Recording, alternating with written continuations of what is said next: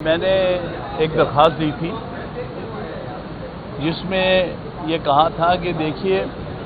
آپ کے بارے میں ہمارا تاثر یہ ہے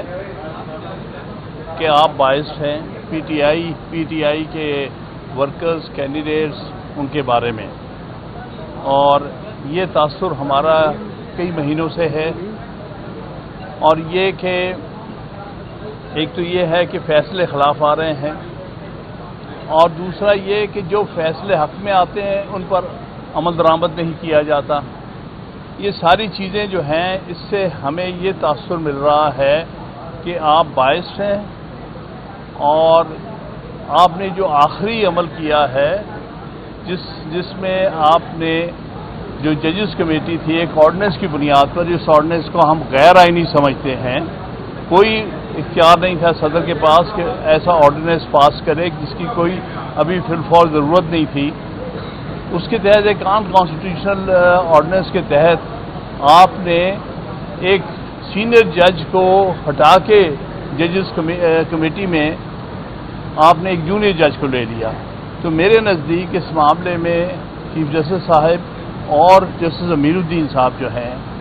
ان پر ہمیں پورا باعث کا شک ہے، اس لیے بہتر ہے کہ آپ یہ کیسز سے ریکیوز کر دیں۔ یہ میری درخواست ہے۔ جواب کیا ملا سر؟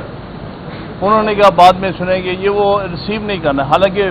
ان کو دی تھی آپ کے سامنے دے دی تھی درخواست، لیکن انہوں نے انٹرٹین نہیں کی جو کہ انہیں کرنی چاہیے تھی، کیونکہ بات یہ تھی کہ آپ اس سے پہلے درخواست نہیں دے سکتے۔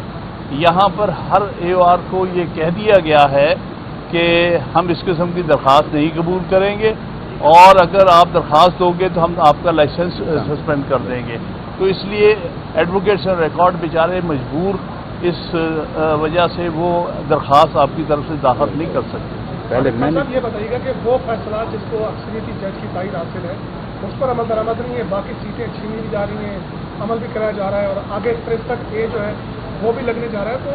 آئینی ترمیم ہوتے ہوئے نظر آ رہی ہے جس انداز میں، تو پھر وکلا کہاں کھڑے ہیں؟ دیکھیے جی، وکلا تو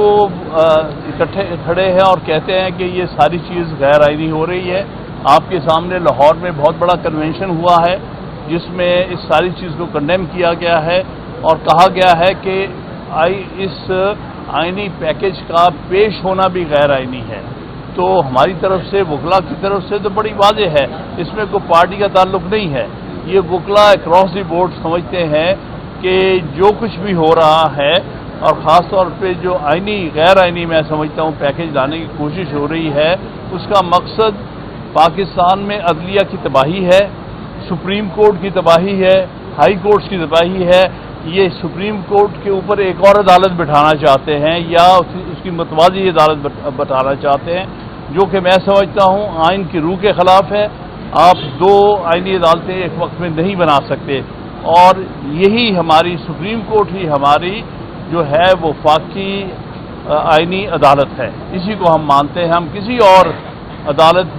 آئین کے نام پر جو بنائی جائے گی متوازی، اس کو ہم نہیں ایکسیپٹ کریں گے۔ وکلا سر وکلا تحریک کہاں تک دیکھ رہے ہیں؟ صرف کنونشن ہو رہے ہیں؟ جی، کنونشن آئندہ انشاءاللہ پشاور بھی ہوگا اور دوسری جگہوں پر بھی ہوگا، کیونکہ وکلا اس قسم کی آئینی ترمیم کو کبھی بھی قبول نہیں کریں گے جو کہ زبردستی اور جس کا مقصد پاکستان میں عدالتی نظام کو تباہ و برباد کرنا ہے۔ ہم کبھی ایسی کوئی آئینی ترمیم کو قبول نہیں کریں گے، اور جس انداز سے لائی جا رہی ہے، جس طرح دباؤ ڈال کر نمبر پورے کرنے کی کوشش کی، حالانکہ جو حکومت ہے اس کو تو عام قانون سازی کی بھی حق نہیں ہے کیونکہ لیجیٹیمیٹ نہیں ہے، وہ فارم 47 کی ہے، لیکن یہ تو آئینی ترمیم کی بات کر رہے ہیں۔ ان کو سوچنا تک نہیں چاہیے آئینی ترمیم لانے کا، کیونکہ ان کے پاس کوئی لیجیٹیمیسی نہیں ہے آئینی ترمیم لانے کے بارے میں۔ سر سارے عمل کا راستہ روکنے کے آپ کے پاس کیا حل ہے؟ ہم وکلا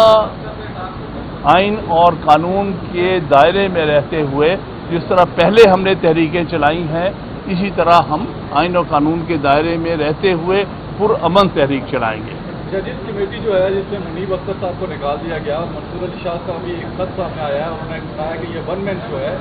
آپ کیا سمجھتے ہیں کہ پہلا عمل ٹھیک تھا، اس حکومت سے کیا تھا، وزیر اعظم یہی تھے، اب آرڈیننس کے ذریعے کام یہ کرنا درست ہے عمل؟ بہت غلط ہے، بہت افسوسناک ہے اور جو منصور علی شاہ صاحب نے خط لکھا ہے بالکل درست ہے. جب اس قانون کے تحت ایک کمیٹی بن گئی اور بالکل درست کمیٹی بنی، کیونکہ اس میں پہلے سینئر موسٹ 2 ججز تھے چیف جسٹس کے ساتھ، تو ان میں سے کسی کو ہٹانا اور کسی جونیئر جج کو لانا یہ غیر آئینی ہے، غیر قانونی ہے، ہر طرح انصاف کے منافی